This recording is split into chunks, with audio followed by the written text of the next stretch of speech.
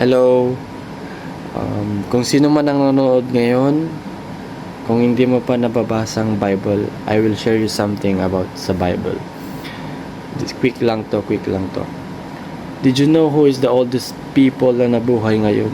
Did you know who is the oldest person na nabuhay dito sa earth? Ang top 5 is number 1, si Ethel Cutterman. Ang edad niya is 116 years old. Ang pangalawa, si Naomi Whitehead from USA. Age is 115 years old. Ang pangatlo, si Lucia Laura Sanguineto, 115 from France. Ang pang-apat, si Yolanda Beltra de Azevedo from Brazil, 115. Ang panglima, si Shigeko Kagawa from Japan, 115. And you know what? Ang edad lang nila is 100 plus. And you know what? Sa Genesis, sa Bible, sa Genesis chapter 5, nandito yung top 5 na pinaka-oldest na nabuhay sa Bible, sa buong mundo. Ang top 5 is si Methuselah. Ang edad ni Methuselah, you know what ang edad ni Methuselah? Una natin sa pinakamababa. Unahin natin sa pinakamababa. Ang top 5, si Seth. Si Seth is 912. 912 ang edad ni Seth. 912. Reference, Bible reference, Genesis chapter 5 verse 8.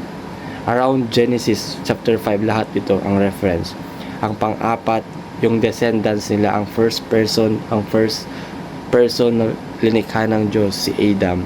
Ang edad ni Adam, 930 years old.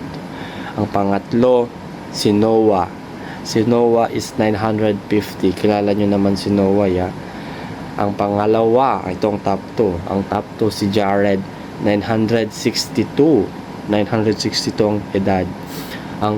Ang panguna is si Methuselah. Si Methuselah is 969 years old. And try to think about it for a moment. Try to compare ang edad sa Bible noon, ang edad ng tao noon sa Bible, ang edad ng mga unang tao noon, at ang edad ng mga tao ngayon. So what is my point here? Ano bang point ko? Sobrang layo ng gap. Yung mga top 5 lang ngayon na nabuhay is 100 plus lang yung edad. Pero noon sa Bible, ang edad nila 900 plus. Grabe, sobrang layo ng age gap. Halos 800 yung age gap. 800 plus yung age gap. And what is my point here? Ang buhay natin ngayon is paiksi ng paiksi. Bihira na lang ang makakapag-edad ng 100. Bihira na lang ang makakapag-edad ng 100. At bihira na, siguro sabihin na natin, mga lola, mga lolo ngayon, mga hanggang 80s and 90s lang sila. Bihira pa makapag 100 yung mga iba. And you know what? Meron ding namamatay ng mas maaga. Pero yun yung pinaka longest sa atin. Parang so my point, what is my point? Ano bang point ko? My point is, life is too short. Maiksi lang ang buhay. So what is my point here? Sabi sa James 4 chapter 14 is, for what is your life? Whereas you know not what shall be on the morrow. Hindi mo alam ang bukas. For what is your life? It is even a vapor that appeareth for a little time and then vanisheth away. Sabi doon, para lang tayong smoke, para tayong smoke, lilitaw at mawawala din, parang bula. So, kung hindi ka pa save, kung hindi ka pa ligtas, alam mo yan. Mismong alam mo sa sarili mo kung ligtas ka o hindi. Ligtas saan? Ligtas saan? Anong ibig sabihin ng ligtas na yan? Merong sinasabi sa Bible na good news, ang gospel. Ano ba ang gospel? Ang gospel is good news. Kung merong good news, merong bad news. Ang bad news, for all have sinned and come short of the glory of God.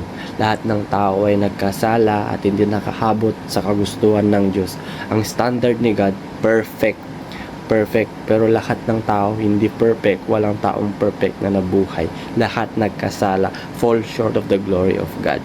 And sabi ng Diyos, ang kabayaran ng kasalanan ay kamatayan. Ang kamatayan, ang tinutukoy na kamatayan sa Bible. Kaya namamatay ang tao dahil sa kasalanan. At ang kabayaran ng kaya kapag nagkasala, ang simple explanation lang nun, kapag nagkasala ka, you go to hell. Ang hell or ang impyerno ay a place na separated from God. Eternal separation from the Lord. Eternal separation from the Lord God, the Creator. That is everlasting fire. Hindi na mamatay na apoy. At ayaw naman nating pumunta doon. We have a freedom, pero mostly of us gustong mapunta sa langit.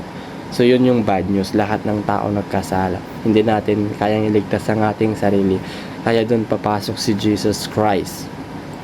John 3:16, for God so loved the world that He gave His only begotten Son, that whosoever believe in Him should not perish but have everlasting life. Ganun na lamang ang in Tagalog, ganun na lamang ang pagmamahal ng Diyos na ibinigay niya ang kanyang kaisa-isang anak, na sino man na sumampalataya sa kanya ay hindi na mapapahamak bagkus magkakaroon ng buhay na walang hanggan. Admit that you are a sinner. Admit that hindi mo kayang iligtas ang sarili mo. Accept Jesus Christ as your Lord and Savior now. Now is the time of salvation. Ngayon ang araw ng kaligtasan. If you know, alam mo sa sarili mo kung ligtas ka ba or hindi. Kung nagkakaligtas-ligtasan ka or ngayon mo lang narinig tong salvation na to, now is the time of salvation. Hindi mo tiyak ang bukas. Hindi mo alam ang bukas. Kung hindi ka paligtas, you should be saved from eternal separation from the Lord, called hell. And mangyayari lang yun sa pamamagitan ng accepting the Lord Jesus Christ in your heart, truly accepting the Lord Jesus Christ in your heart as your Lord and Savior, na naniniwala ka na only Jesus is the one can save you. Ephesians chapter 4, for by grace are ye saved through faith. It is not of your work, lest any man should boast. Hindi sa pamamagitan ng ating mga sarili upang mailigtas tayo, kundi sa pamamagitan lamang ng ating faith sa ating Panginoong Jesus. Only Jesus can save us. And yun ang point ko, yun ang gusto kong i-share sa inyo.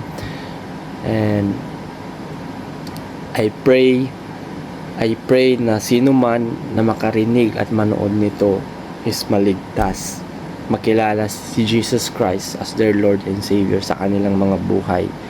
Sobrang dali lang maligtas. Alam nyo guys, sobrang dali lang maligtas, pero sobrang hirap maging Kristiyano. Sobrang dali lang, ginawa na ni Jesus lahat ng mahihirap na gawin. And ang ating part na lang to accept Him, truly surrender our life towards Jesus Christ and accepting Him as our Lord and Savior. Just a simple prayer. Lord Jesus, I admit that I cannot save myself. Please save me now. I humble myself. Please control my life. I want to be you as my Lord and Savior. Thank you for the everlasting life. Thank you for the eternal life that you've been given for me. In your name, I pray, in Jesus' name. Amen. See, you're saved now. Sobrang dali lang. If you believe that, if you confess in thy mouth and believe in thy heart that God raised Him from the dead, thou shalt be saved. Sabi yun sa Romans chapter 10. If you confess in your mouth, if you say that, and truly humble ka talaga at ina-admit mo yun, tapos puso makikusap ka sa Panginoon, ma-realize mo na makasalanan ka at kailangan mo siya sa buhay mo, maliligtas ka. And yun lang ang gusto kong share. God bless sa inyong lahat. Peace be with you. I hope one day, kapag kunin tayo ng Panginoon, I will see you in heaven. Peace. God bless you.